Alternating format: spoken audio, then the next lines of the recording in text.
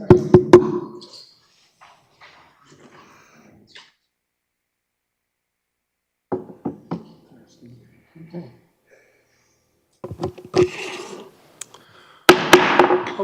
Plymouth Township Board of Trustees regular meeting for Tuesday, May 28th, 2024 will come to order. Mr. Clerk, please take the roll. Trustee Stewart. Here. Trustee Monahan. Here. Trustee Kermy. Here. Trustee Buckley. Here. Clerk Forba here. Treasurer Roshevitz. Here. Supervisor Heisey. Here. We have a quorum. All righty. Pledge of Allegiance tonight. How about Pat Felrath, our DPW Director? We'll be seeing more of him soon.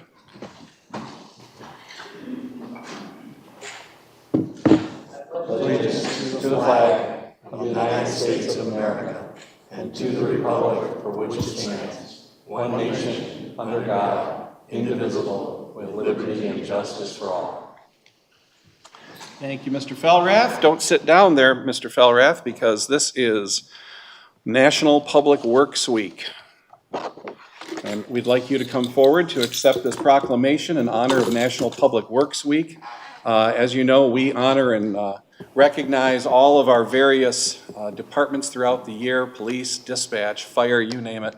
And DPW and our public works staff is another vitally important part of our infrastructure service that we provide. That's water, that's sewer, that's a lot of other things. Fallen trees. I got a call about a fallen tree on Memorial Day on Beck Road. So what do? You call DPW and they take care of it. So Patrick, please share this with the rest of your guys over there at the DPW and your staff here at Township Hall as well. And just remember that we really appreciate everything that you do and the staff, and many times under tough conditions. Thank you. Thank you. All righty, I'll need a motion to approve tonight's agenda. Supervisor. Mr. Clerk. I move for the approval of the agenda for Tuesday, May 28th, 2024. All right, motion's made by Second. Clerk Forba, seconded by Trustee Monahan. All in favor, signify by saying aye. Aye. Okay, consent agenda. Comments, questions? I have one on D2A, D2A. the Brentwood sanitary sewer easement. What is the reason for the easement? Was it a lot split? Some background, please. The Brentwood sanitary sewer, so right now that small parcel is getting developed. There's a new house going in, new driveway, et cetera. They're pulling their sanitary off from Brentwood itself. Wilcox, the sanitary sewer is up against the existing right-of-way, which is a little bit larger west of this property. So when we go to extend that main to the east, we're gonna need that property. So the intention is to get that future easement for future sanitary extension now as a part of the So show me, it's going to be built so that there's potentially some other lots that will be developed or built on? Yeah, so there's two other addresses, 41720 and 41680 Wilcox, which are on either side of what used to be a future private roadway easement, which is no longer going to be a private roadway easement. So this intention is to get that small little piece of that, what was going to be a private road easement, as sanitary easement, so that when we extend it, we don't have to kink it in towards the road and back out. So the easement is not along Wilcox, it's going going to the north? The easement is along Wilcox. Okay, it is. Yeah, it's a small section of Wilcox to accommodate what would be the future There's a map of right-of-way that in the expansion. agenda. So it allows that main to run parallel with the road instead of having to come back towards the road and back out. We do have a diagram here. Yeah, you can see it on the diagram. So the pipe is not in there yet? Pipe is not in there. This is a future easement for future expansion. So when we come back and extend this main, we don't have to go back and ask for the easement. It's easiest to do it at the same time that they're doing other easements and agreements as a part of the overall development of the property. All right. Okay, any other questions on the consent agenda? Just some comments, Sure. Mr. Sure. Supervisor. On behalf of the Clerk's Department, I do have some comments I'd like to make and some explanations. Bob, if you would move to packet, page 24, packets of the 74.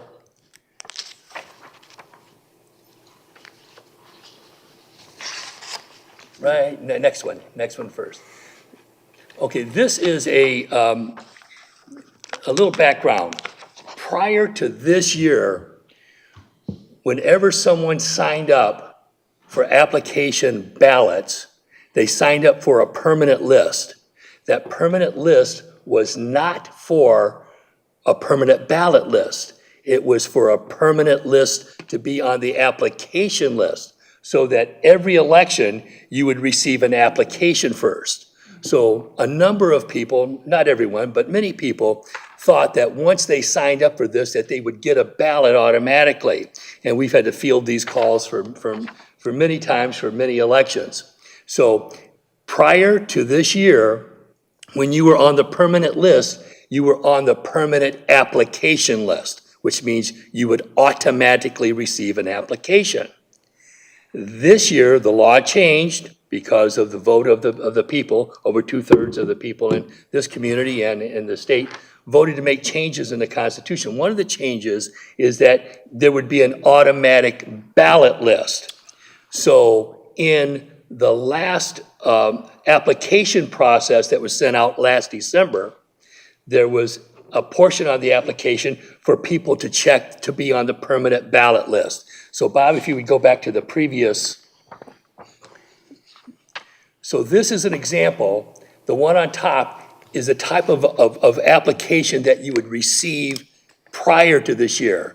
And that little yellow part that's underlined says, I want to vote absentee in the future elections. Automatically send me an application for every election.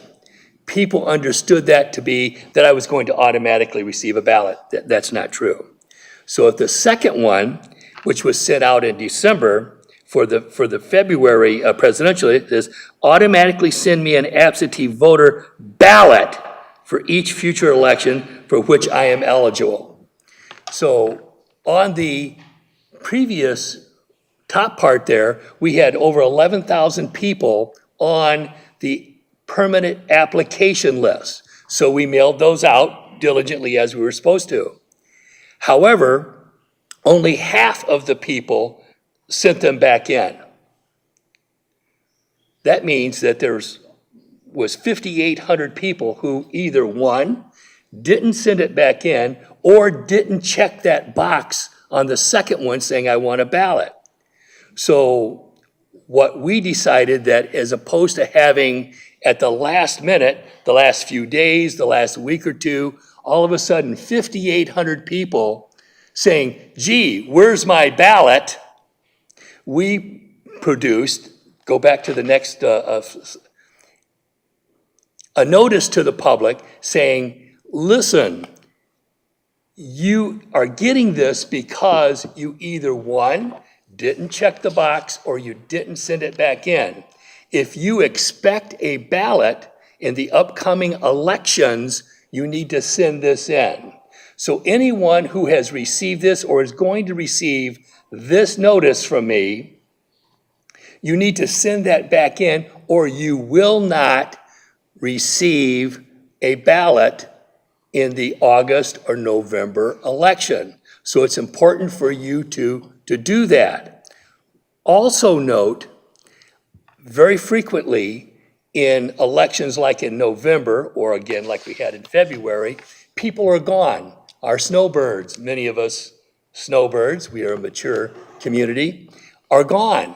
You have to let us know that you are going to be gone. Otherwise, you won't receive a ballot, and ballots are not forwardable automatically by the post office.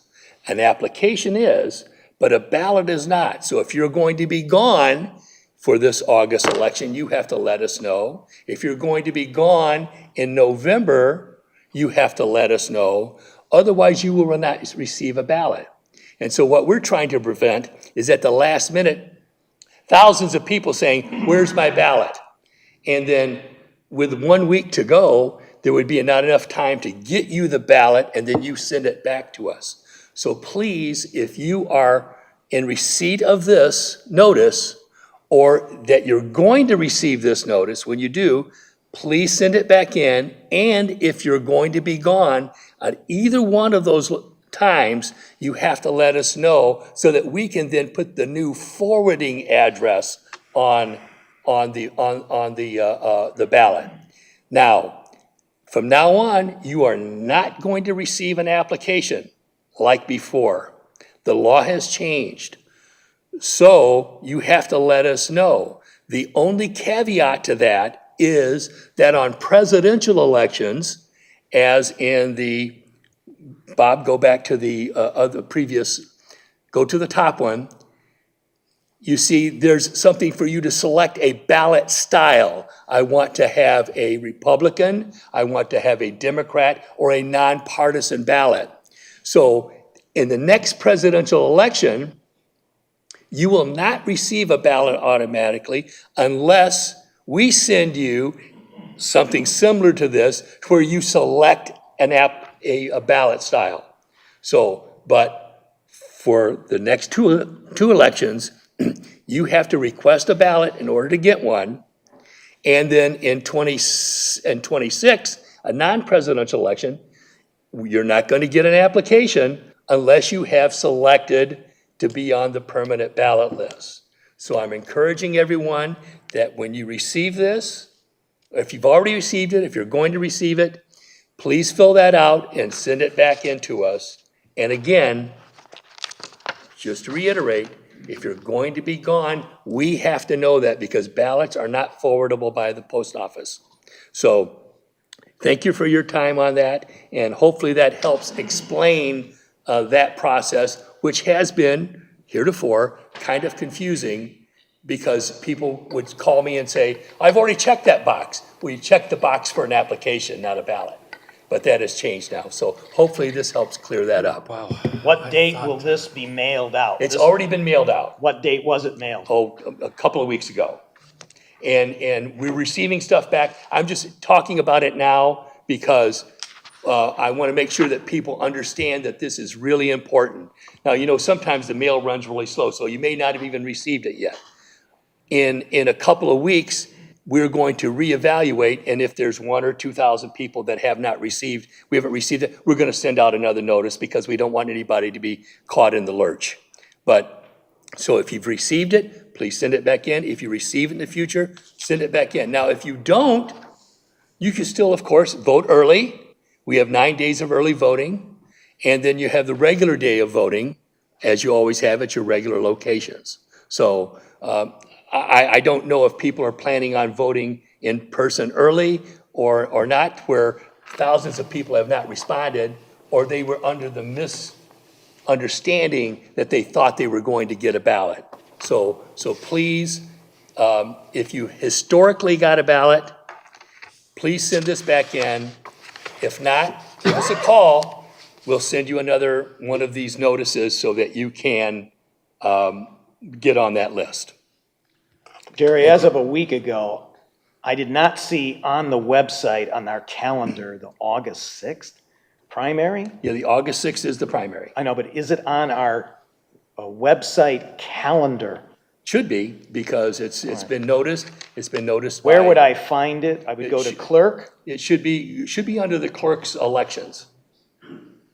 So please. What please you check just it. explained was very nice, but maybe a flow chart or something. I don't know how I'm going to remember all those what ifs. Well, you see, for years, people have received these applications. And they call me and say, why do I have to do this? I've already checked the box. The box was for an application.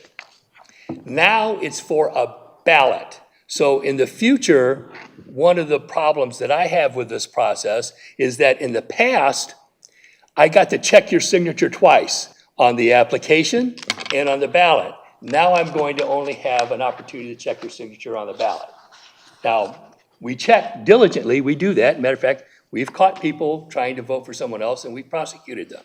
However, it's always nice if I can have more than one check of that. But the legislature and the people have spoken, and this is the new process. And guess what? It's very expensive. And it's going to cost more money in the future. And that's just the nature of the business. Okay, hearing no other comments or questions on the consent agenda, I need a motion to approve the consent agenda. Mr. Supervisor. Mr. Clerk. I move for the approval of the consent agenda for Tuesday, May 28th, 2024. Motion's made by Clerk Vorbe. Is there a second? Second by Treasurer Dorchevitz. Please take the roll on this. Yes. Supervisor Heising. Yes. Treasurer Dorchevitz. Yes. Clerk Vorbe, yes. Trustee Buckley, Yes. Trustee Kermy, Yes. Trustee Monahan. Yes. Trustee Stewart. Motion carries. Okay. Public comment, limited to 3 minutes. Bob will put up the shot clock.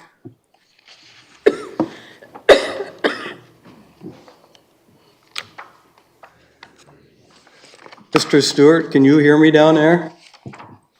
Yes. Thank you. I'm Dale Bernhardt. 2 weeks ago, I ate dinner in the Irish Hills next to a table. I heard a lady mention Plymouth Township.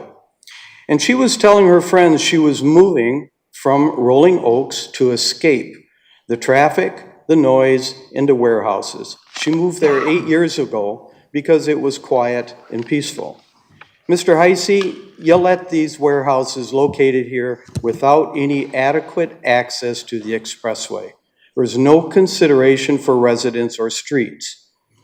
You look at residents as assets for taxes, but we look at them as friends and neighbors. You want them to sell their home so that the taxes will be higher. You've said many times Plymouth Township taxes are too low. So these warehouses are in the MITC zone, and you said you'd make MITC something special, even if it took 30 years. So your special businesses include 3 oversized warehouses, distribution centers, a lumber company, a Meijer superstore, a gas station, a garden center, a gambling site the residents chased out, and a $10 million lawsuit. So you lied to us about waiting for something special. Plus, you have also told us many times you have no control over what developers do once they own it. So how can you promise us it will be special? You can't. You can't promise what you can't control. Unfortunately, that's what politicians like you say. Now about the Meijer store. Some wanted it, some didn't. But most wanted a smaller store with less traffic and more appealing. Meijer now finds the smaller store, 75 to 90,000 square feet store, is very popular and attractive. But no, our supervisor did not press for it, so we get the 159,000 square foot superstore with all its baggage.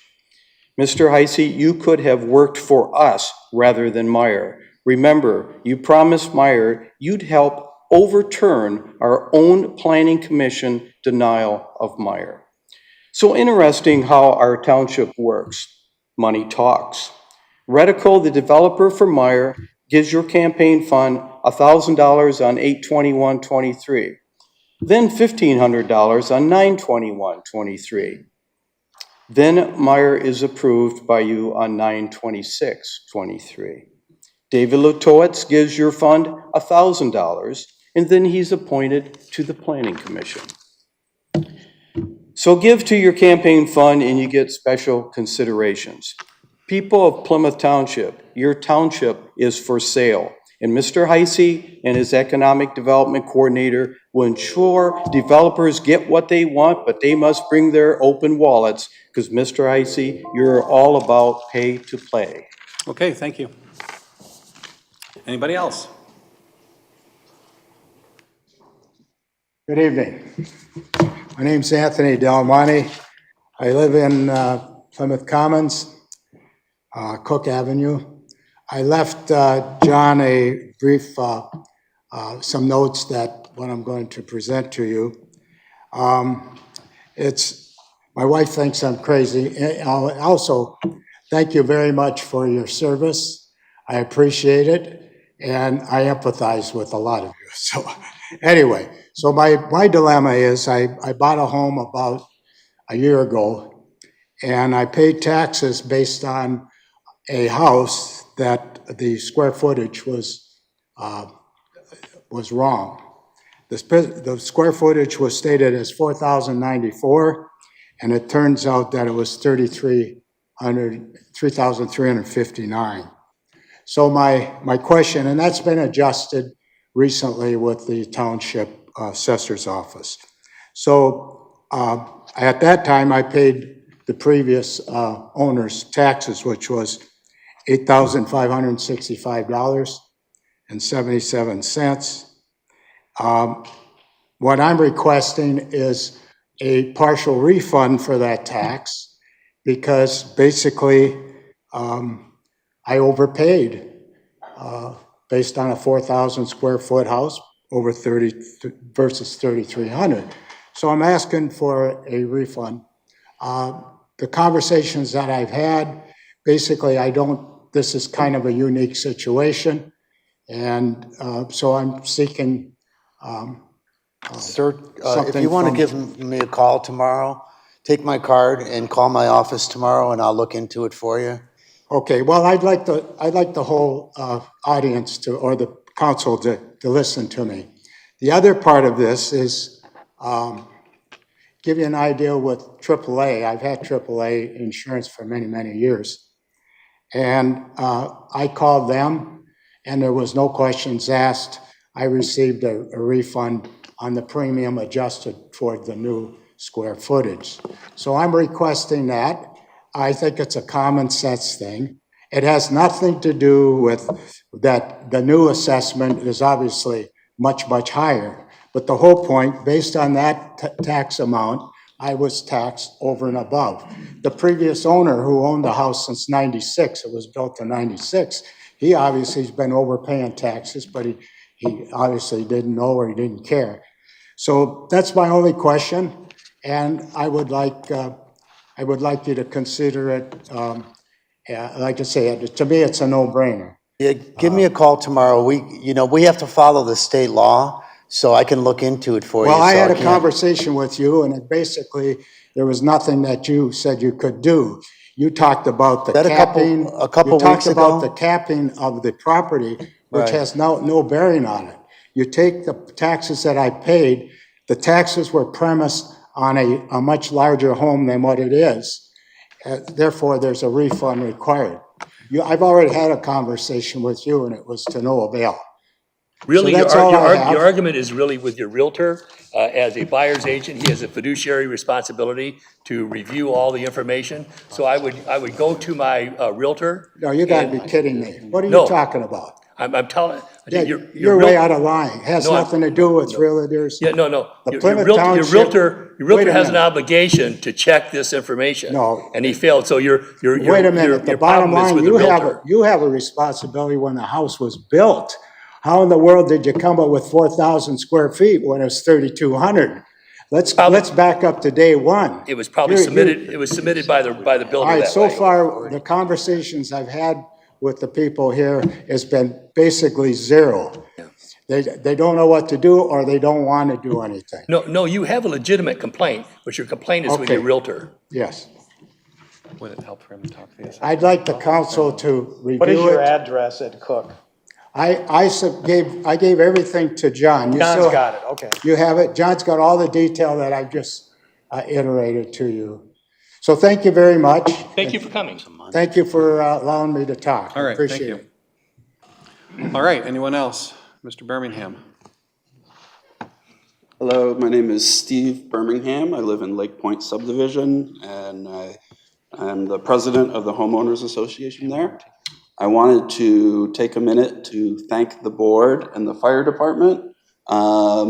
They were kind enough to hold an open house at the fire department, fire station number 2, near our neighborhood, where we could really understand how the fire department ended up there and what the vision was for going forward and how decisions were made.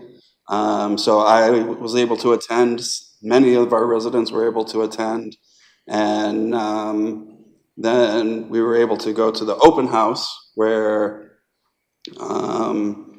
the fire chief, as well as the plan developers, the engineers, explained their decision-making process. And I really appreciate it, and thank you to Chief Conley for explaining his process. So I appreciate the transparency and the educational outreach.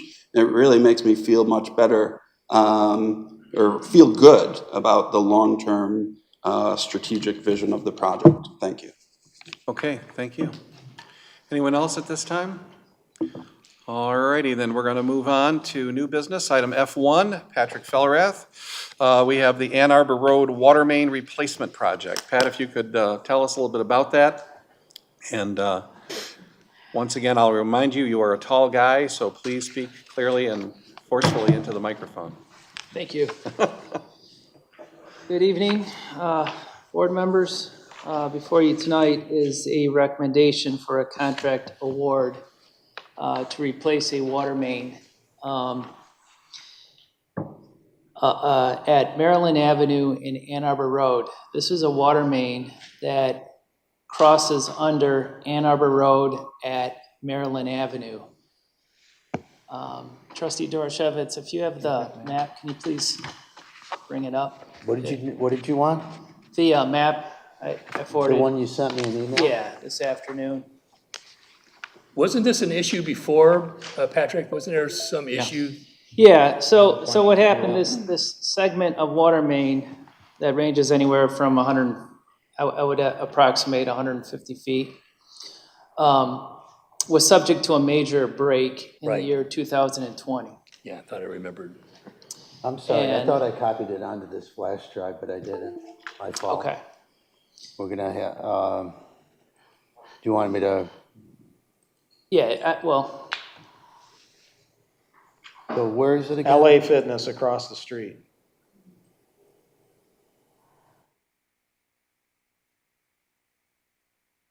so this is what's considered nowadays an undersized water main. It's 6 inches. Standard size for public water mains are 8 inches nowadays. This is an old cast iron water main built prior to 1961. I don't have an exact date. And as I mentioned, it was subject to a major break in February of 2020. And we were unable to repair it due to the condition of the main, the size of the break, and the location. It's underneath Ann Arbor Road. There is a lot of utilities, namely a 30-inch storm sewer that's on top. So at the time, we cut and capped the segment of water main, which is basically taking it out of service. We Which were going- direction is the water flowing? The main is north and south. Goes downhill. North-south. So that main feeds that subdivision to the south of Ann Arbor Road. Now, there is another water main just to the west at Southworth. So it's Southworth? Yes, there is a main there. That's an 8-inch cast iron water main. Again, north and south. That's the other segment that feeds the subdivision, residential subdivision to the south. So currently, the subdivision, prior to 2020, was fed by 2 water mains, one at Southworth, one at Maryland. Maryland was taken out of service, as I mentioned, during the break. So currently, that residential subdivision is fed by 1 water main. So if anything should happen to that water main at Southworth, and we did, in the past, there was a main break, and we repaired it. But without that water main, that subdivision, it's a fairly large subdivision, if I recall, around 100 parcels. That entire subdivision would be out of water. So the main that we're proposing to replace is a very important one because it provides redundancy, what we call a service loop in the industry, for supplying water to that residential subdivision. So since 2020, we've been looking at alternatives. What's the most cost-effective way to replace that main? And we did look at replacing it, boring it under Ann Arbor Road. And it turned out the best alternative for us is, instead of crossing under Ann Arbor Road, is to run along the right-of-way green belt on the south side of Ann Arbor Road, going east and tying into a water main that is just east of that commercial condo complex So the source of the water, you're gonna tie into the Southworth main? No, No. we're going east and tying into the other main that's currently under Ann Arbor Road. Right where that commercial condo where is that, complex Patrick? is. If you could, Sorry? Bob, if you could just pull out a little bit more. I just want to see what the streets. That's too much. Sorry, boss. It's directly across from LA Fitness and Amelie. So Yeah, red, so if we, yeah, can I use the laser? yeah, or go no? for it. You have one? Yeah. Okay.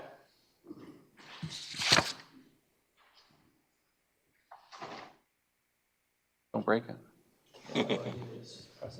My eye. You'll shoot your eye out. Oh, come on. I'm pressing this thing right here. That looks like a red light. Very good.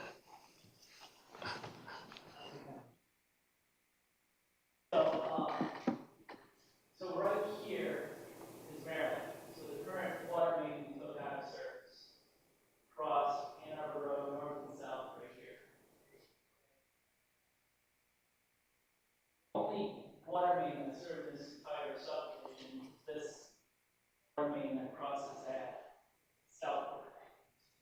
Has an 8-inch. So this water main needs to be replaced. So instead of going under Ann Arbor Road again, we are going to, proposal is to run the water main to about right here, just east of this.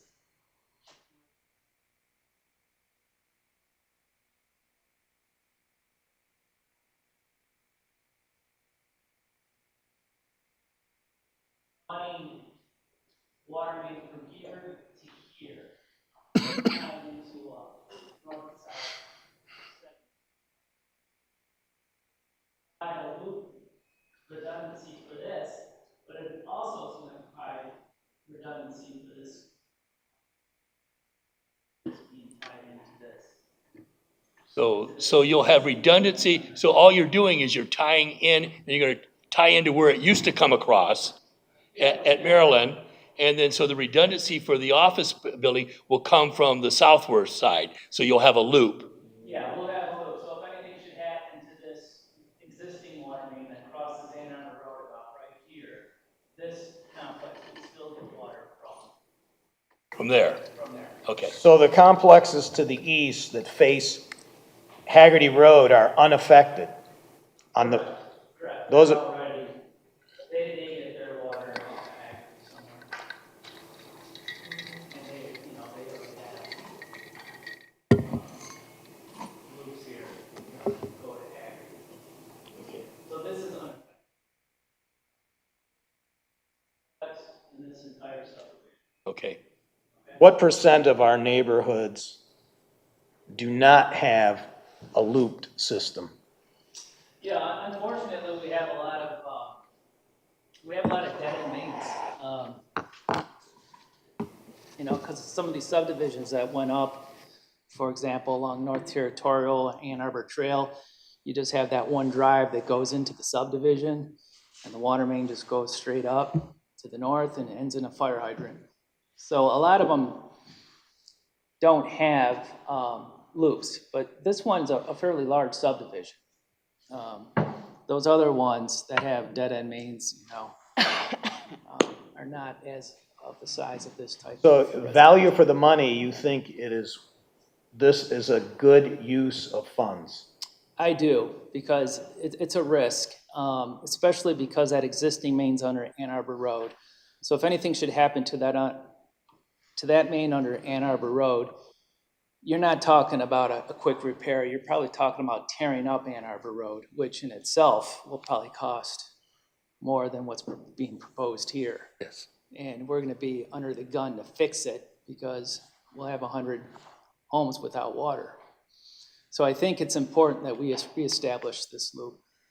So Patrick, tying in under the easement area on the south side of Ann Arbor Road, is this all underground work, or will excavation be necessary? Yeah, the majority of it is horizontal directional drill, so we'll be boring under the road. Or boring not under the road. Under the in easement, a yeah, I know. Greenbelt. I got you. easement, Correct. And then we'll be letting the residents know as well? They should be unaffected, really, installing the main. I know we've had issues along that particular stretch of Ann Arbor Road where that easement has created issues for the residents. Because it's in the DDA, so we have some decorative concrete in that You're area. talking about just the practical, the Plus it's being. traffic and the. Yeah, it has to be mowed and everything like Sure, that. So- yeah, And that's a that- pinch point, so I'm just concerned I'll, that the residents need to be notified, MDOT, all the other Okay. agencies. Yeah, MDOT is fully aware. We've All right. received permits from MDOT from the state. Because the neighbors will definitely be concerned once they see things happening there. Okay. So I have any two other- more questions. Yeah. But the one I had about 8-inch versus 6-inch? Yes, so 8-inch is the standard water main size nowadays. Anytime you see a 6-inch publicly owned water main is probably dated to the 1960s. You do see 6-inch being installed nowadays, but it's typically private. And I'm not, it may be in fact that the state, when you apply for a public water main, I think the minimum size nowadays is 8 inches. Maybe Jeremy correct me on that, but the typical public-owned water main is standard 8-inch. So nowadays, when you have a water main going in, it's minimum 8 inches. So it's ductile iron lined or unlined? No, we're gonna continue to use our age-old standard of ductile iron. Unlined. Class 54 All right. water main, Okay. so. And then the final question is, why are we authorizing 400,000 when it's 90,000 over the 310,000 bid? Yeah, that's just an estimated budget amount, and that's going to, because we do need a consultant to provide full-time observation and construction administration for this job. Now, That's in the bid, right? no. No? Not, this bid was not, sometimes it is, but we didn't do it in this particular case. It can go either way. It's just a different approach. Either way works. That budget is obviously the hope is we would be under budget. That's just an estimated, that throws in some construction contingency if something happens wrong, unexpected out there in the field.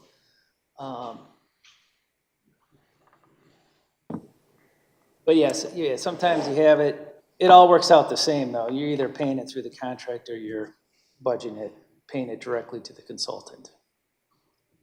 So there'd be a different, we don't need a award to HRC. No. Okay, any other questions for Patrick? Mr. Ready for a Supervisor. motion? Go ahead. Yes. Yeah, go ahead. I move to award the contract for the Ann Arbor Road Water Main Replacement Project to Lawrence M. Clark, Inc., and authorize the Township Finance Director to amend the 2024 Water and Sewer Fund budget to include the project for an estimated amount of $400,000. Okay, motion's made by trustee Kermy. Is there a second? Second by trustee Monahan. Mr. Clerk, please take the roll. Trustee Monahan. Yes. Trustee Stewart. Yes. Treasurer Dorchevitz. Yes. Trustee Kermy. Yes. Trustee Buckley. Yes. Clerk Vorba, yes. Supervisor Isaac. Yes. Motion carries. Okay, thank you, Patrick. All right, next up is item F2. This is a resolution approving the new financing and sharing section of the interlocal agreement for the 35th District Court Authority. I serve as the township's delegate to the court authority, and Treasurer Dorchevitz serves on the Finance Committee and also attends our regular meetings. So this has been a work in progress for a couple of years now, and Bob has been probably more intimately involved in the details of this amendment, which we're basically doing to provide greater equity in the revenue sharing of the court administration. You may recall that prior to COVID, the court was actually generating revenue for the communities, and we would reinvest that money, each community, in our own respective ways. Those days are over, and so for a variety of reasons that don't need to get into. I've mentioned them in the past. We now have to donate money, spend money on our courts. And of course, again, with Canton in particular being now a city of up to 100,000 people, we are recognizing the fact that Canton is the largest user of our district court, and we're looking to have a funding formula that would more adequately and equitably share in the cost of the operation. So Bob, if you could share a little bit more on the nuts and bolts of this and how we arrived at this particular formula. Yeah, so basically what he said, the finance, I sit on the finance committee, and the previous formula was based solely on caseload, which created some inequities. So the finance committee got together and we explored a couple of models. The one we settled on was to do a hybrid between population and caseload. Because the thing about the court is that even if you only have one case in the entire year, you still need to open a court, staff it, have judges and everything else. So we needed some combination of a fixed allocation of the fixed cost and the variable cost.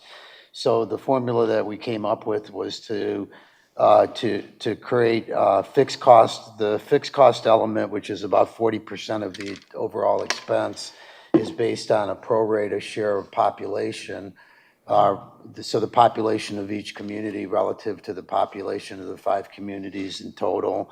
And then the variable cost, which is 60%, is based on the caseload for that individual community.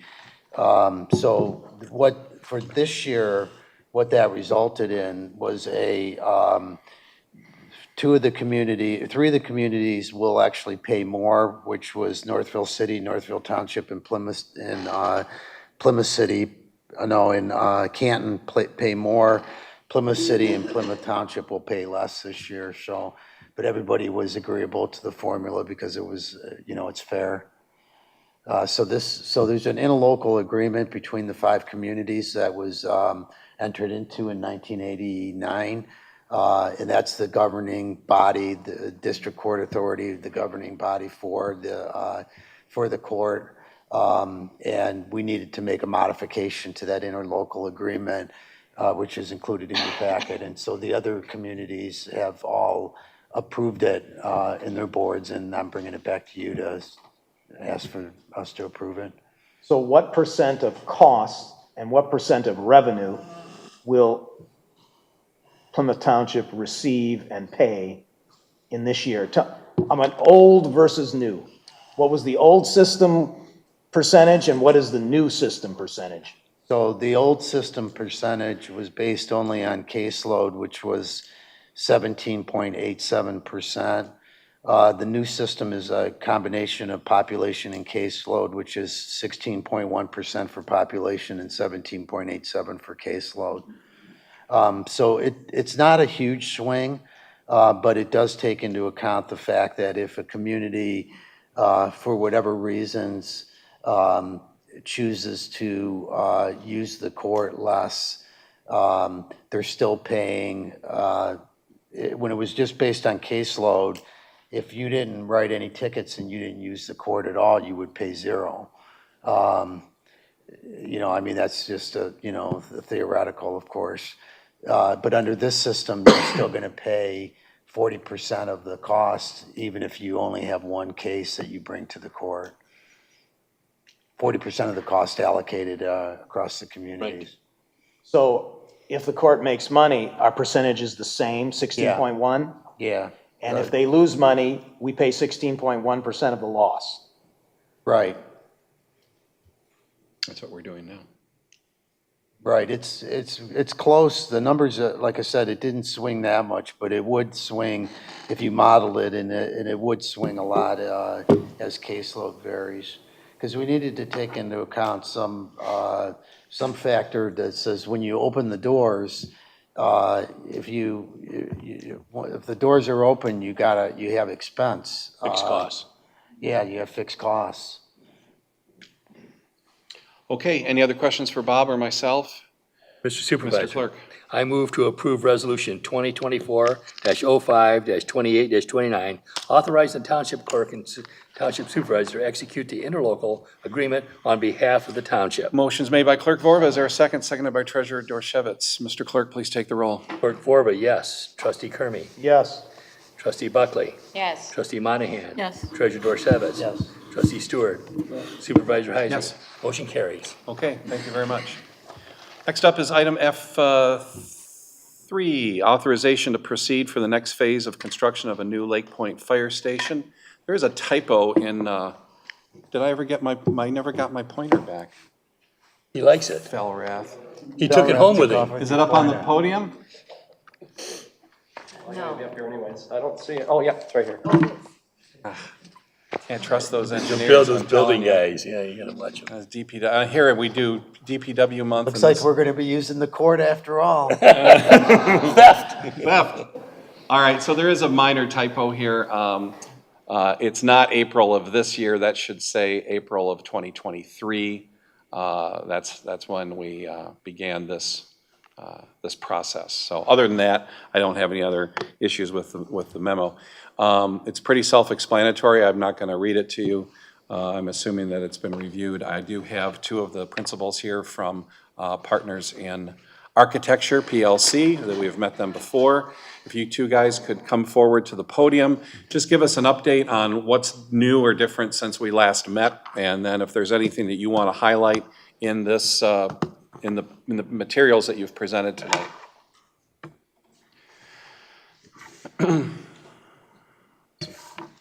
I'll do that in a second there. Hi, Mike Malone with Partners in Architecture and Joe Valeri, also with Partners. Both of us have been intimately involved with this project from when you hired us. So we went through an overall assessment of your needs for, we kind of looked at the existing facility, and then we created a list of programmatic needs. Joe, working with the chief here and his team, and determining, what is needed in your facility, what are the deficiencies in your facility, and we've established an overall space program. The proposed project here is about 11,500 square feet, somewhere in that range. It's a 3-bay fire station, has all the necessary spaces up to today's standards. There is some drawings and documents in your packet there, which is a site plan, which primarily states that the project or the building will be constructed primarily where it's currently located. The site, although it is fairly large, there's a lot of constraints to the site, mainly the main water main coming off of the water tower, which is just to the, I guess, to the east of the building, right? Maybe 6 or 8 feet off the corner. So we're kind of constrained by that. We looked at various points of access to the site. Could we actually access it from Schoolcraft? We could, although there's some grade differentials and challenges, I should say. And in speaking with the chief and his team, that was not an easy way in and out of the site, so we kind of kept it off of Wilcox. There are 4 dorm rooms, correct? Four dorm spaces, which are designed for male or female usage. So it's an individual dorm space that's very flexible. That's kind of the trend these days for firehouses. We have done a similar facility in Canton a couple years back, and I think that's where maybe you've seen that, Chief, previously.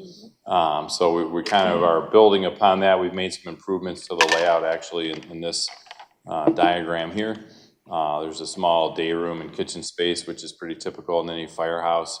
Appropriate gear storage space, which is, I guess, a controlled environment. It's just not out in the open. Keep the contaminants out of those areas, and it allows the gear to last longer. Access in and out of the facility is a drive-through station, all 3 bays. What am I missing here?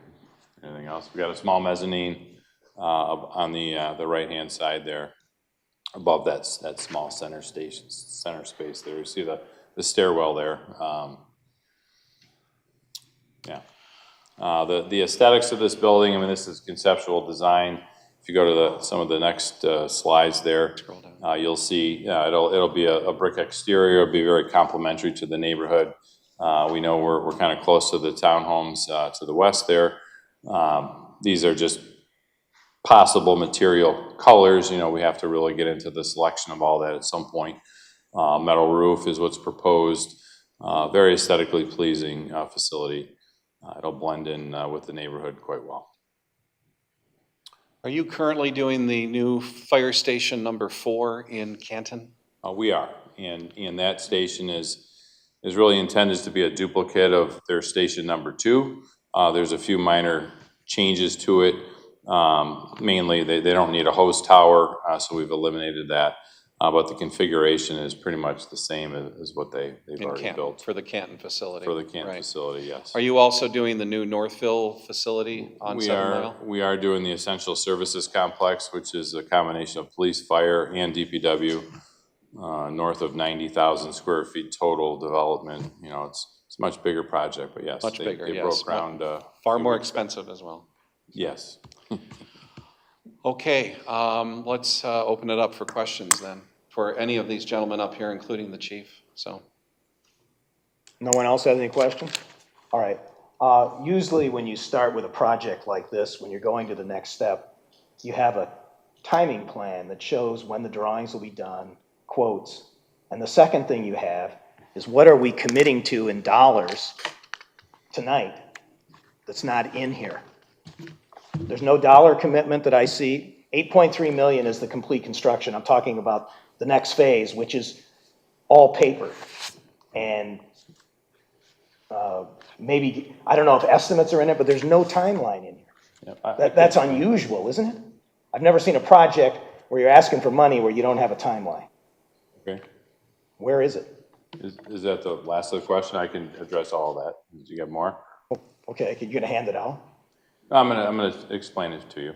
So the process is, you know, our proposal that we've given the township, I guess it was last year, was broken into 2 main tasks. The first task was a conceptual design programming effort, which we've completed. We presented that to the township board previously. We also hosted a town hall meeting for the Lake Point neighborhood. I think that was about a month ago. Tried to solicit or answer any questions or solicit feedback. The meeting went quite well, I thought. So from this point, now we get into the further development of the design, and we call it design development. That process is roughly 8 weeks' time. At the conclusion of the design development phase, we're going to be presenting, I guess, to your planning commission, whether it's an administrative approval or a typical approval. We haven't really worked out those details yet, but we need to get site plan approval from your planning commission and your planners, okay? Once that's achieved, we'll move into the construction document phase, which is all the technical details, the drawings, the specifications. We develop a project manual and so forth, and that's probably in the 10 to 12 week period. And at that point, we have a set of documents, paper, that we can solicit competitive bids for. We're not building the project. We're kind of overseeing the project, all right? We're the architects. We're on your side of the table. We're going to get competitive bids at some point, bring those back. You will select a contractor or a construction manager, whatever delivery method the township chooses, and that will be your builder, your build partner. So us with the build partner and the township together will administer the project. Our fees are based on a percentage of the overall cost. Okay, we have a 6.5% fee based on the overall project cost. And we're estimating this project to be in the $8.4 million range. So our fees are, you know, roughly $450,000 from this point all the way through the end of the project. That covers all the design, all the engineering, all the construction oversight. It's all outlined in our proposal. So the stage that we're in right now, we're at conceptual level. We have a conceptual budget that was proposed, roughly almost $8.4 million. That has some contingency in there that has the total square footage of the project, which is just about 11,500. There's a budget for site work and so forth, based on what we're reflecting on the conceptual drawings today. Now this number is going to get refined as more detail is built into the project, more decisions are made, materials are chosen, and so forth. That's, typical throughout the project. Our best estimate today is this is where the project will come in at, $8.4 million. So when are you receiving your payment for the work you're going to do without a timeline you just gave me verbally for the next 12 weeks, 8 plus 12, 20 weeks? Well, we haven't published the schedule as of yet. I'm explaining what it'll be. We need to work with the township on what is their overall goals, but based on where we are in the project right now, construction theoretically is going to start in the spring. I mean, you're not going to want to start in December and January. It's Michigan. Right. And depending on the type of weather we get, we don't know. This year wasn't so bad. But typically when we start a project about June, we're just about at June, it's going to take 6 months for us to get the design done, construction drawings, and bids received, okay? I mean, we have a great concept. We got a design. We've got, the program. We're in good shape. But we won't get bids. We'll probably get bids just before Christmas. And I would envision the first meeting in January. I'm projecting it's January 14th. I don't know if that meeting is set yet, but that's when we would come back with your construction bids. I have no idea. So you can't give us could you give us a generic what you just told us, what you're doing? Maybe it's not in here. Yeah, it's not. I have a schedule that I haven't circulated it yet to the township, but theoretically we're getting bids just before the Christmas holiday. To construct this building, it'll be, Right. 10 to 12 months, somewhere in Right. there. I was more concerned about this phase we're authorizing tonight. What is the timing of the actions? There'll be actions and there'll be a time, a Gantt chart or something. There'll be a very detailed schedule. This is just an outline, but we have to get to a point where we can get site plan approval. That's our next big challenge. Okay, we need a site survey. We don't have a site survey of your property. We worked off of old drawings and aerial That would be in the photos. timeline. You'd have the site survey as part of your Yeah, Gantt it's- chart. It's in the overall timeline, yes. We'll have a bulleted list, or actually we call it a Microsoft project schedule, but we'll have line by line when we're gonna present. I'm sure we're gonna present back to the board at some point for some sign off prior to bid, or, I don't know, but it's up to the pleasure of the board. Would it make any financial sense to share contractors with Canton, since they're pretty much on the same dual track that we are? Would be worth looking into, at least. We could explore, we'd be happy to explore that. I mean, the challenge with that is it's two different entities. I mean, you could possibly use the same, mason or site contractor or whatever, as long as the projects are sequenced, Okay. close.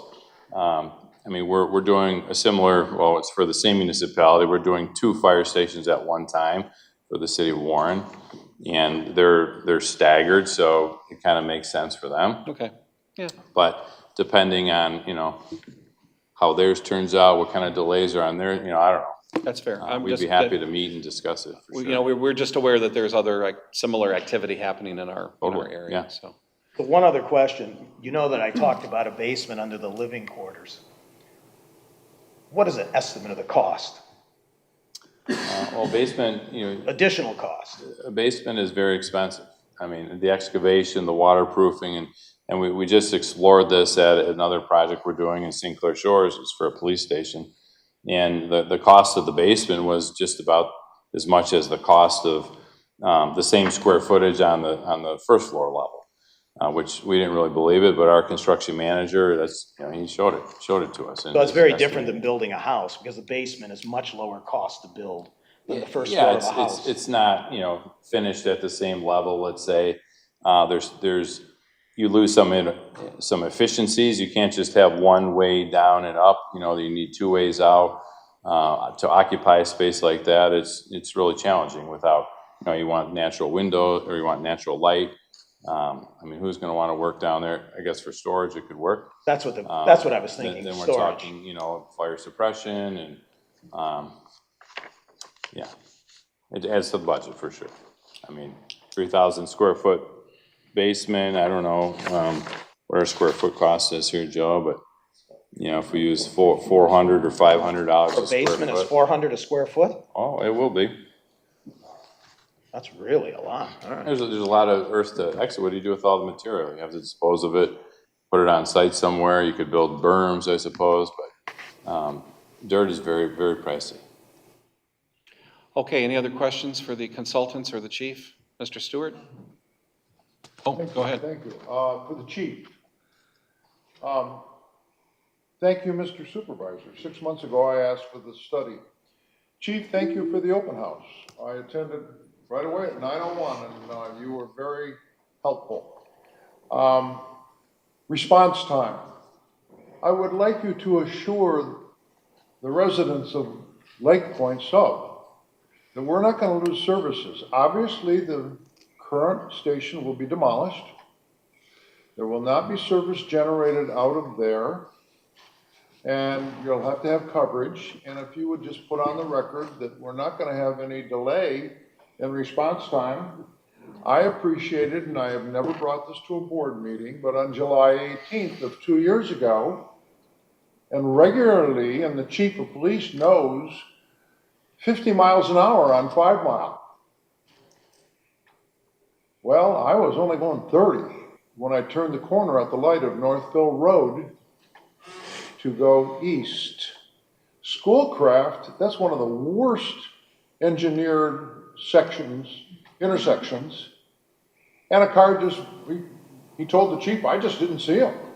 And he blew right through the stop sign. T-boned me, the car rolled, I never lost consciousness.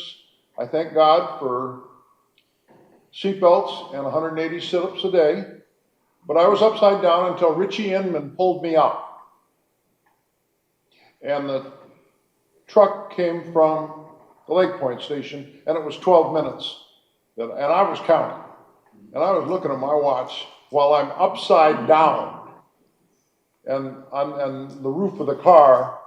Now, this picture was taken by a resident, a young lady who was right in front of me, only going 30 miles an hour. And response time, and I don't know why, we've had some, we don't get all the publicity, but the accidents at Northville Road, 5 Mile, and Schoolcraft, it's once a week. And therefore, I support this concept of the new, but assure the residents of Lake Point that we're not going to lose response time, and you're going to be there like you were there for me July 18th, 2 years ago. Well, rebuilding the station is going to ensure that that response is going to be there. In the interim, we have looked at some, I've been looking around different properties if we were to house someone temporarily. I'm in the process of looking for that, and that would be the best way we could ensure that the service would be And you also provided have the same. mutual aid from Northville We and the have mutual aid city. from Northville Township, Livonia City as well. How many years was this station closed in the past? Oh, 2012 to 2016? 17. 17? Yeah. Okay. 5 years? John, anything else? Okay. Anybody else? Okay. I move that the Board of Trustees approve the attached resolution 2024-05, 28-30, authorizing Partners in Architecture PLC and its principal, Michael A. Malone, AIA, to proceed with their Task 2 services to assist the township with the design, bidding, and construction oversight of the new Fire Station 2. Is there a second? Second. Second by Clerk Borba. Mr. Clerk, please take the roll. Trustee Kermy. Yes. Clerk Borba, yes. Trustee Buckley. Yes. Trustee Stewart. Yes. Trustee Treasurer Dorchevitz. Yes. Trustee Monahan. Yes. Supervisor Heisler. Yes. Motion carries. Okay, thank you very much, gentlemen. Why don't you hang around, though, because we are going to have the bond discussion next, and you certainly need to hear that. Okay, next up is item F4. This is the new fire station notice of intent to bond. We have with us tonight Tom Collis from the Miller Canfield Law Firm. He has been serving for many years as the township's bond counsel, and I am not going to try to interpret the intricacies of bond law because it's It's quite a complex thing, and it changes quite a bit. So, Tom, if you could walk us through your cover memo here, and then also what next steps we would have to take with respect to the attached resolution. Sure. So to the extent the township wants to bond finance the improvements for the new fire station, state law requires a two-step process. The first process would be adoption of the notice of intent resolution, which you have before you, that authorizes publication of a notice in the paper of the township's intent to issue bonds for the project. It just initiates the process, right? So it indicates we're going to issue bonds, a maximum dollar amount of $8.5 million for the purpose of reconstructing fire station number 2. It sets out the source of repayment, which would be the existing taxes of the township. So no extra taxes levied. This would come out of the existing fund balance and tax base of the township. It also provides for a right of referendum. So statutorily, that's what's required to be in the resolution, and it would be published in the local paper. And then what would happen is we would wait then to make sure no petition gets filed. Once we get past that process, we would come back to the township board once we had a good sense of the actual cost of the project. So once it was bid, so again, if it was going to be bid in late 2024, once we had a sense of the actual dollar amount of the project, we would come back and actually, the second step would be to actually authorize the issuance of the bonds. So publishing the notice doesn't require bonds to be issued, doesn't require bonds to be issued in the dollar amount that's listed in the notice. That sets the ceiling, and it just provides for the first step. The second step would be to come back to this board and particularly authorize the issuance of the bonds. That resolution would have the details as to the dollar amount, the actual when principal and interest would be paid. It would provide for the establishment of the various funds that would be associated with the bond issue. You would have a construction fund where bond proceeds would go into that construction fund and be spent on the project and be invested while they're sitting in that construction fund. The resolution provide the form of the bond and also the method of sale. So the bonds could be sold one of two methods: a competitive sale where you actually publish a notice in the bond buyer and receive bids from any investment banking firm that's willing to bid on them on that particular day and time. Or you could select an investment banking firm through a negotiated sale and then negotiate with them the pricing of the bonds and how they would sell them to their customers. So we've done bond issues both ways many times over the years. The township will make that determination in consultation with its financial advisor, Benzinski and Company, and their recommendation is what they would recommend as to how to sell the bonds. But that would all be in that second step, that next resolution. This is just simply to authorize the publication of a notice in the paper to initiate that 45-day referendum period. And it does, oh, I'm sorry.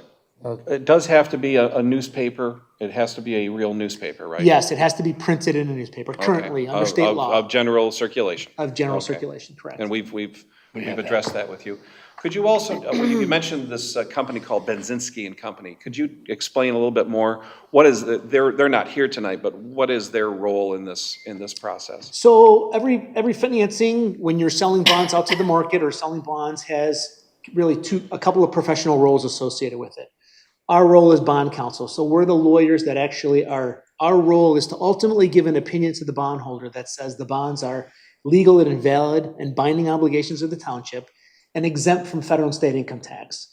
So our role is to draft the legal documentation that the board approves and considers to make sure that it's meeting the requirements of state law and federal tax law.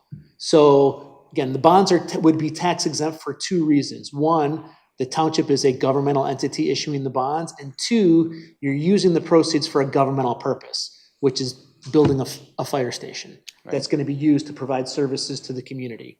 So that's where the tax exemption comes from. The financial advisor is one that helps with structuring and selling your bonds. So when it comes time, if you were to say to me, what would the interest rate on the bonds be, or how would we structure this? Is a 10-year, 15-year, 20-year deal the best? How would those payments look like? That's what they're your numbers, consultants. But we're not there yet. We're not there yet. Right. Right. So we set maximums in the notice. We set the ceiling of 20 years. You set the ceiling of 8.5 million.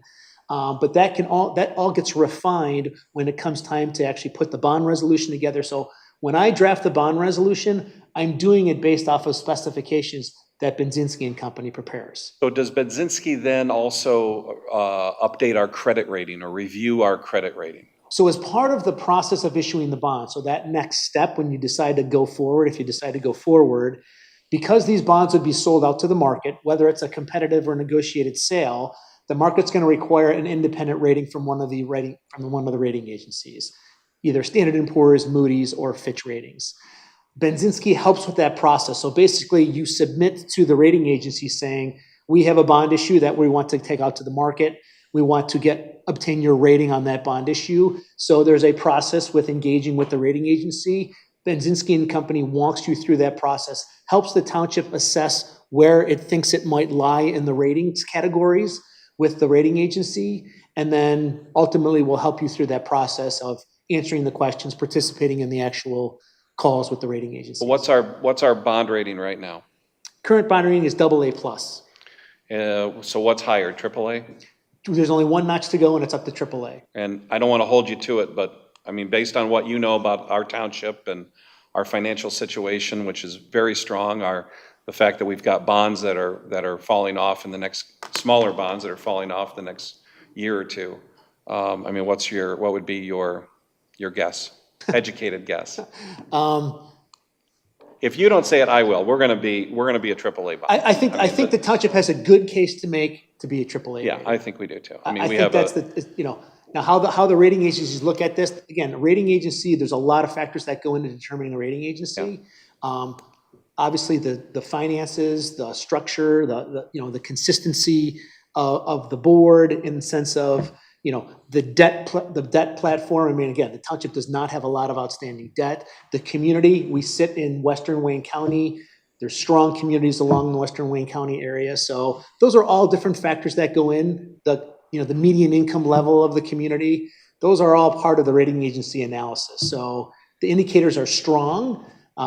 It's just a question of what their ultimate determination certainly. is. Bob? Yeah, so my concern is one of timing. Specifically, we have the bond for this building. The last payment is in 2025, and from a cash flow perspective, that would be the way that we would pay for this. It would come out very similar in terms of if it was a straight line financing deal. When we bond like this, we realize the proceeds of the bond when the bonds are sold, correct? Right. Yeah, within a couple of weeks of when you sell, you'll actually receive the proceeds and have the ability to spend them over the period of time. You have 3 years under federal tax law. This project sounds like it's going to be a little bit, like half of that time period. And then how we structure repayment, it's up for negotiation, correct? So that's really where Brzezinski comes into play. We'll sit down with the township and say, okay, let's look at your existing debt. Let's look at when it's coming due, because you can structure where the first principal doesn't start till 2026. Yeah, that's my So concern. state law allows a time period where your first principal payment doesn't have to be made within a 4-year period. And then but interest will start within basically 6 to 9 months once the bonds are actually issued. then you can take the bond proceeds and invest those Yes. and keep the difference and keep the interest, right? So there's a limit as to how much you can keep based upon what's earned, right? So Not like arbitrage? Yeah, it's yeah, Arbitrage. so just a very simple description of this. So let's just say the township sells its bonds and the yield on the bonds for tax purposes is 3.5%. The IRS rules say you can earn whatever you earn in your construction fund, you can keep up to 3.5% of those earnings. The difference above that, so let's say you earn 5%, that 1.5% is considered arbitrage. Right. And unless you meet some exceptions to having to pay it back, the IRS wants you to actually pay back that difference on the 5th anniversary of the issuance of the bonds. That's the Who is government it paid for back you. to? The IRS. You actually cut a check to the Internal Revenue Service. So there's a calculation that's made. Now, again, that's measured over a period of time. So just because short-term rates right now would indicate that you're gonna earn more than 3.5%. That may not be the case while you have the bonds outstanding, right? So if the Fed starts cutting rates, those short-term interest rates might start going below the But, bond yeah, yield, the that was potential gonna be bond my yield. question, think how it's- that would affect I think it's, the market's flipped too now, isn't it? So that if. short-term and. Yeah, the short-term rates are better than the long-term rates. Right. So that, again, that's why Inverted. you're seeing Inverted strong curve. investments. Not inverted anymore, right? It's still inverted as, I thought you said the long-term rates are lower. did I say that No, backwards? long-term rates should be higher in a They normal should be, but circumstance. But they're inverted now. Normal, but But it's currently, they're inverted kind now. of, usually you see a normal gradual yield curve going from Right. low to high. We have this high right now with these short-term rates higher, so you're not getting the benefit of the short end of the yield curve because right now it's higher than the long end, or just the same. So arbitrage is not a bad thing. It means that you've maximized what the IRS is allowing you to earn in your Right. construction fund, right? So you plan for that. You have to plan for that accordingly. And if you think that if we know we're not going to meet any exceptions, let's keep in mind that we have to rebate X amount of dollars to the IRS on the 5th anniversary. And there are entities that can help you make that calculation. Yeah. We used to be able to eyeball it and say, well, our bond yield's 3.5% and we've earned 1.5% the whole time. There's no repayment obligation. You've never earned anything above the yield. And both you and Benzinski sit on our side of the table, right? Correct. You're protecting our interests. Correct. And state law says that we're required to have bond counsel, correct? Well, actually, the market really requires it because Market. they're going to want an independent counsel to come in and say, who has experience in this industry, saying, these are legal, valid, and binding obligations of the township and exempt from federal and state income tax. Is there a motion? So why are we doing, what's the timing of this? Why are we doing this now, which seems to be 6 months before we need the money, or maybe longer? Notice. Well, you want to get the notice, you want to get the process started, right? And then you allow the opportunity for whenever bids, whenever the plan is to get bids out. So to the extent the bids were going to go out sooner, you're ready to take that next step, step 2, whenever the timing allows for it. At some point, you have to initiate the process. If you waited too long, then you're constricting the back end of the schedule too much. So the idea was to bring it now with this particular approval, and initiate step 1, get past it, and then you wait for step 2 then. So if we wanted to take the design, bid it, and then if we didn't like the bids, delay till we get a better construction cost. I know some people that don't have business acumen think that they'll always go up. Construction costs and materials go up and down throughout the economic cycle. Yeah. So if we wanted to do some of that timing, would this restrict us, the notice? No, because there's no restriction. So if the notice gets published and you get past the referendum period, there's no time period with which the notice is good for. You could issue bonds in 2025, you can issue bonds in 2026. So to the extent that there's a delay in the bidding of the project, or if the project comes in much less than the 8.5, you determine at that time when you want to get it in the market to actually finance the cost of that. This notice will apply to that. It'll be good for that purpose also. So this does put a lot of pressure, the 45 days, on any residents that want to bring a referendum on this, which for this building, that did happen for the first round. There was a referendum and the bonds were rejected by the voters. And then we came back. Oddly enough, we came back with they rejected a lesser tax and approved a higher one. But anyway, that was a little bizarre. So this 45 days is right in the vacation time. So if anybody wants that option, it's really restrictive to collect signatures and get a referendum on this. So it does give the voters very little time window to make a chance on what they want, make a choice on what they want to do for borrowing.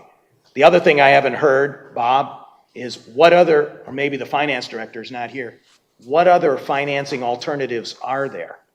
We haven't seen those, or are you saying there are no other alternatives?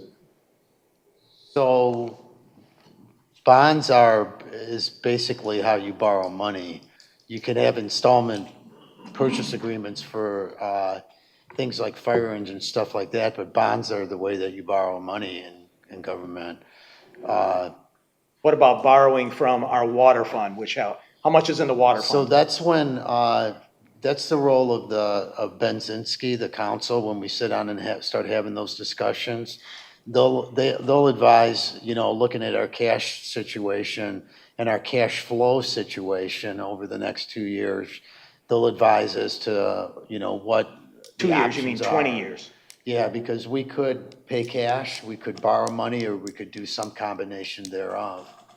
How much is in the water fund that's freed up? 22 or something Yeah, like about that. 20 million. Yeah, Not really 20 sure the odd. water. So let's say fund 20 would be million. appropriate. So one alternative would be to, instead of selling bonds, would be to self-finance and pay a market interest rate to our That's an option. water fund.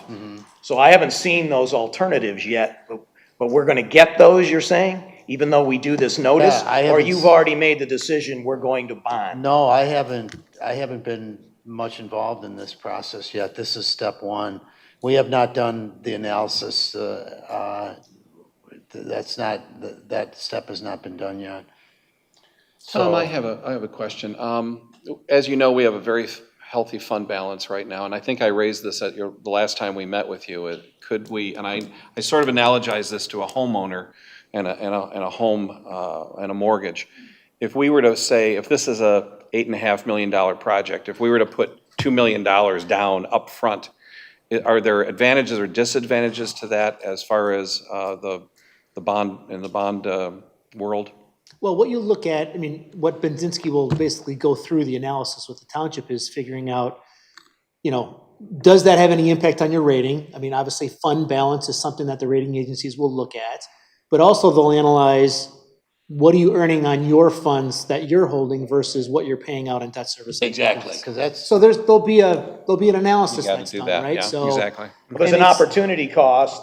yeah, And the Your own- notice, publishing the notice doesn't require the you township do to anything. issue any bonds whatsoever. right. That's So that discussion can take place, that analysis can take place. The determination can be made, we don't want to bond anything, or we want to make we want to bond whatever the number is, 6 million, 5 million, and contribute funds on hand for a portion of it. That's Yeah, all a time that can take place before, again, because we're going to come back to the board with the ultimate authorization to issue the bonds. And the at a house later date. analogy doesn't really connect, because the reason you get a better rate on your home if you put down more is the lender's risk is reduced. That's Because right. if they repossess the home, they have more equity when they take your house. But to answer that question, Chuck, that's my question as well, that we have to do that analysis. But we're moving at a pretty high rate of speed. No, it's just a notice. Oh, just a notice. No, I understand that, but the whole project is, we're running fast, so we gotta get the data pretty I soon. know,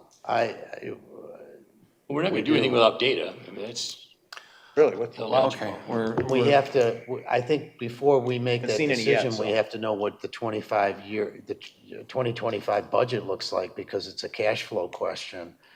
Right now, there's some red ink and it's not bad, but if we have to pay $600,000 or $700,000 in a payment in 2025, that's gonna put us in a negative situation in red ink, and we don't Well, want. right now you have interest earnings that is offsetting quite a bit. Yeah, we're making 5.39 Yeah. on our my class Yeah. investments. and last time I checked, we have a fund balance of about $9 million. Yeah, so that's not all cash. I know, but Yeah. No. it's the envy of most of our neighbors, so. Yeah, Okay, any other questions from board members? All right, I move that the Charter Township of Plymouth adopt Resolution 2024-05-28-31, this being a notice of intent resolution for capital improvement bonds for the Charter Township of Plymouth, County of Wayne, State of Michigan, for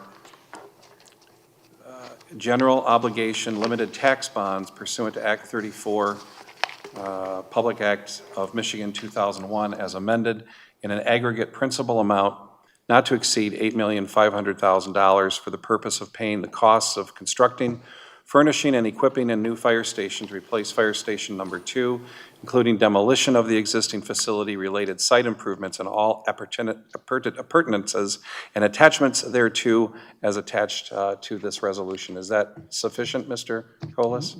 Yes, very much. More than sufficient, Yes, I more am than sure, sufficient, yes. Don't get me started. All right. Motion's been made by myself. Is there a second? Second. Second by Trustee Buckley. Mr. Clerk, please take the roll. Supervisor Heisey. Yes. Treasurer Dorchevitz. Yes. Clerk Vorba, yes. Trustee Buckley. Yes. Trustee Kermy. Yes. Trustee Monahan. Yes. Trustee Stewart. Motion carries. Okay, Mr. Colas, we'll get working on the notice, and then we'll certainly be in touch as things continue on the timeline. Very good, thank you. Okay, thank you. Next up is public comment, limited to 3 minutes. Gentlemen, again, thank you. Thank you. Dale Bernhardt, just so I kind of understand, if we Let me decide... just reset the shot clock here. Okay. Obviously, we have to pay back the buyer of the bond, and we're looking at 20 years, $8.5 million, say 4%. I'm He said looking at buyer. the maximum. I don't know how it's going to shake out. I can't hear you. Can you? 20 years, we're talking possibly paying back 4%, $8.5 million. If we were going to go the millage route, what would we be looking at as a millage increase for the residents? Just a ballpark kind of. I haven't done that analysis, but I would think maybe, I don't want to venture to guess. I can get back to you. I haven't done, it's a simple calculation, but I'm not going to do it in my head right now. How much does 1 mil raise in the township now? 1.8? Mill raises $2 million. 2 million? Okay, so it's gone up. So we could be looking potentially at 4 mil. Over 2 billion. I mean, for millage. Okay, I'm sorry, we got too many people talking, so. thank you. Okay. Anyone else at this time? All right, very good. Next up is board comments. I will not be going around the horn. If anybody wants to speak, just raise your hand. I think, Jerry? Thank you. You know, a gentleman came forward, Mr. Supervisor, with a problem about the square footage of his house. Back in 1994, when I was in the legislature, I wrote all of the buyer agency laws, which changed how the fiduciary responsibility of realtors act. Prior to that act, all realtors worked for the seller. You could have your brother as a realtor, and then the listing agent could be a different realtor. Your brother actually worked for the listing agent. After I wrote this law, there was a fiduciary change so that the person could have a buyer's agent, and that buyer agent had a fiduciary responsibility to them. In this particular instance, if the gentleman had an agent working for him, he had a fiduciary responsibility. That's not what happened, though. No, well, but it's about square footage. No, that's not. Assessor's card. That's not what happened. Somebody had to check that information. I did. I remembered after he talked about it, and I worked with assessing. That's not what happened in his situation. His situation was that he, if they had uncapped it and recalculated it, he would have been paying more in taxes last year. But he moved in. He's mistaken. He's wrong. And I worked with assessing on it. So what his statement was incorrect? What he's thinking is that, I can't remember the exact date, but if you bought a house and you moved in August, and the taxes were paid in 2023 based on the assessment from earlier, he's saying it should have been reset when he moved in later in the year, and that was not accurate. That's not accurate. But why did he say the square footage was 1,000 square foot different? It is different, and he's right, and they adjusted it already for 2024. But what I'm saying though is when he bought the house, there was a fiduciary responsibility for someone to verify that information. Not only was the realtor responsible, but also But he didn't overpay any taxes last year. What he's saying, he paid the prorated amount back to the other person. He would have paid more if they uncapped it, and they don't uncap it after June 1. June 1. I understand all that. What I understood he was saying, and I don't want to belabor this, was he was complaining about the square footage and that he overpaid in pro rata back to the seller for the year before because they prorate taxes. So if the square footage was wrong prior to that, those people were paying more taxes they should have been for however long they owned the house. He said that. And so I thought he was concerned about his pro rata amount that he paid back to the people when he assumed purchase of the house. That may have well have been, but if they had uncapped, he would have paid more. Yeah, but I understand it. But I thought the argument was what I'm talking about, that he paid too much in pro rata back to the other person. That should have been uncovered by his agent, and it also should have been uncovered by the person who did the appraisal, because that's how value is set. So he has a problem with the bank who hired the appraiser, and he has a problem with his agent. That's where his argument is. His argument isn't with the township. It's their responsibility. Well, part of it was if the assessor's card wasn't correct. He got that corrected at Board of Review? He got that corrected, I don't remember if it was Board of Review or the assessing just corrected it when he went to him, but in either case, his 24 assessment for the taxes that are coming out in July is based on the accurate square footage. So from the March Board of Review Yeah. cutoff, now it's correct for the July bill. Yeah, it's all correct. Yeah. He wants the board to give him money, and It's we not our don't owe him responsibility. money. Yeah, we don't owe him money. We don't have any legal right to give him money. No. He can go back to his appraiser, and he can go back to his agent and ask for recompense. The title company should cover this, The title company. because this is errors and omissions. Yeah, I'm just, exactly.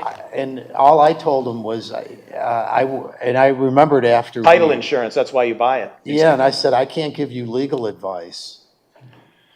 Well, that's not legal advice, you tell him to go see his title. You're giving him legal advice. That's legal advice to tell him to go see his title company? No, I don't think so. If you're telling him the title company should handle it, you're giving the guy legal advice. I said, Bob, you're a lawyer, all your advice is legal, so. Or it's illegal. But anyway, Okay, so Whatever, are we let's done? stop No, arguing. Are we I done? appreciate Move his on. problem, Move but on. the solution was contractual. Okay, I'm just saying, this is not a board issue. No, it's okay, not. it's not. Trustee Buckley, do you have a board issue for us? Oh, not an issue, but I do want to report. Can you turn your mic on? Is your mic on? I wanted to report on and get on the record that we had an amazing ruck march a couple weeks back, and we had in attendance well over 60 people. We raised $700 for the VFW. We're very proud of that. We had no issues. It was a real community builder. As you can see, there's my rucksack. That's my son there. He has his college books in the back, which was kind of funny. Some kids from the neighborhood. So what we kind of experienced was it was mostly like the people that participated, our commissioners. It was kind of friends. And so next year our hope is it's like friends of friends. And then the year after that, friends of friends of friends. Bob did a great job. I didn't Yeah, try. So we just anticipate that it will grow, and it'll be something that we can look forward to in Plymouth Township that's positive. And we had an amazing chief who also walked with us, keeping patrol on the backside.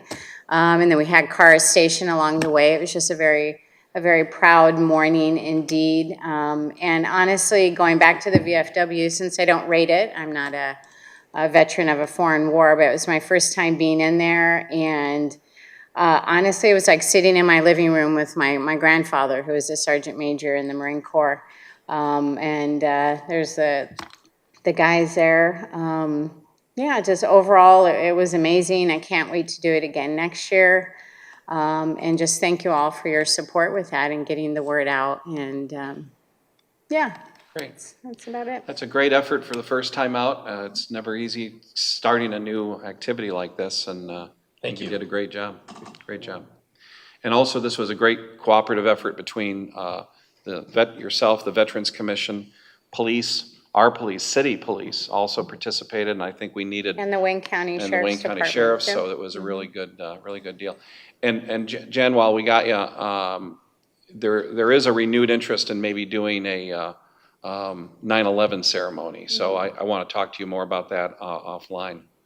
Yeah, I mean, currently in the works, we're planning and designing, potentially, out here where the information booth is, a 9/11 memorial, where we will capture, different memorabilia, which we've already acquired. One of the commissioners will be donating that. And, so it'll be just, again, something really positive when you walk into town hall, that this is what Plymouth Township is about. We're about safety and thriving in our community, families first.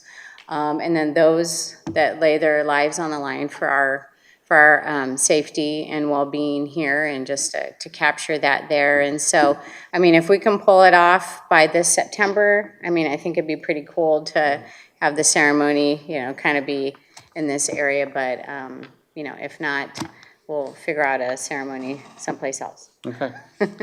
Any other board members at this point? Okay. Tell us yeah. about the resolution, the root cause and the resolution for the delayed yard waste pickup. How's that going? Good question. So yard waste was, for the most part, successfully picked up by GFL on Saturday. I understand that there's still some pockets. Bob, how about your neighborhood? We're Tuesday pickup, and they did pick up on Saturday. Okay, so we had some scattered reports of some missed locations. What I'm just going to say right now is that GFL is very well aware of what their problems are. We have sent a harshly worded letter from our attorney to GFL, and I don't have it in front of me, Kevin, but what was your demand of GFL under the contract? It was about $20,000, I think.